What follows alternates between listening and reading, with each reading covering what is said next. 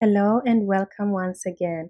Today I'm sharing with you this delicious recipe for salmon in creamy sauce. Now, it's very close to the original Tuscan salmon recipe, but I made a few changes of my own and I'll be sharing those changes with you as I show you the recipe. So, I used 4 pieces of salmon fillet. Just clean those, make sure they are skinned, and then just season with salt and pepper. Of course, use little salt and just a little bit of pepper because you'll be adding more seasoning later. So flip this over and do the same with the bottom of the salmon. Like I said, skin it so that you don't have to deal with skins later in the creamy sauce. So once you're done seasoning the salmon, just go ahead and sear it on hot oil.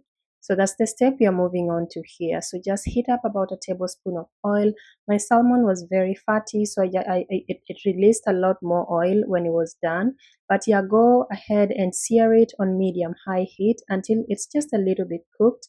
And now I have this here. I have some yellow onion, some tomatoes, garlic, and some mixed seasonings. I'm using curry powder. So this is the one ingredient that's really different from the rest. And then you'll need tons of fresh spinach. So anyway, go ahead and take out the salmon from the pan when it's done. And because I was doing 4 pieces, I just did this bigger piece alone. And now that the salmon is ready, it shouldn't be fully done. It should be like halfway done. Go ahead and saute the garlic for a few seconds and then add in your yellow onion. The reason why I'm adding these ingredients which are not in the original recipes because I want a little bit more texture in there.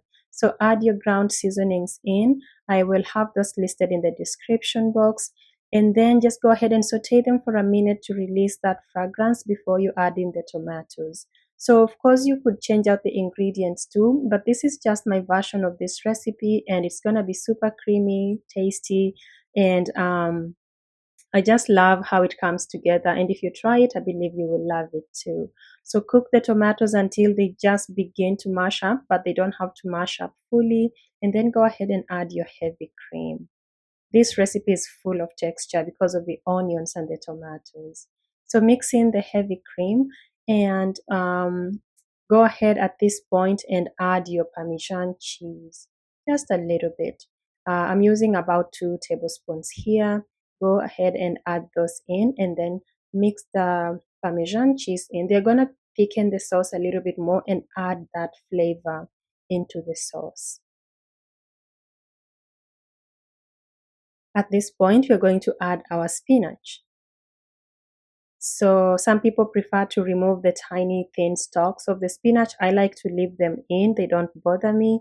So just go ahead and add about, I would say, 1/4 pound of spinach, like 2 handfuls of spinach. And you could add more or less. Spinach cooks down really, really much and it almost disappears.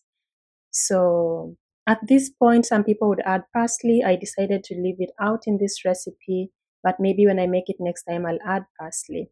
So now go ahead and add the salmon in. And like I said, you didn't have to cook it fully at the beginning. It's gonna finish up cooking in this sauce. So just add all the pieces nicely. Try to keep them from breaking. And then you're going to cover this and let them simmer for maybe 3 minutes up to 5 minutes, just until the salmon is fully done and it absorbs a little bit of that saucy, that creamy sauce. So yeah, just go ahead and cover this and let it simmer. And a while later, the salmon is done and your food is ready to serve. Again, you can sprinkle some green here like cilantro or parsley, but I did not. And I just served it like this over plain rice. And it was so delicious. And I hope you try this recipe and you love it too. Now, I know that I made a lot of changes to the original Tuscan salmon recipe. It's because I like tomatoes in my recipes. I like onions in my recipes. So maybe next time I make this recipe, I use the vine tomatoes here. I might next time use cherry tomatoes. And I might leave out the curry powder next time, but let me know what you think and let me know if you love this recipe. It's really delicious. It's perfect for dinner, especially over white rice. Thank you for stopping by.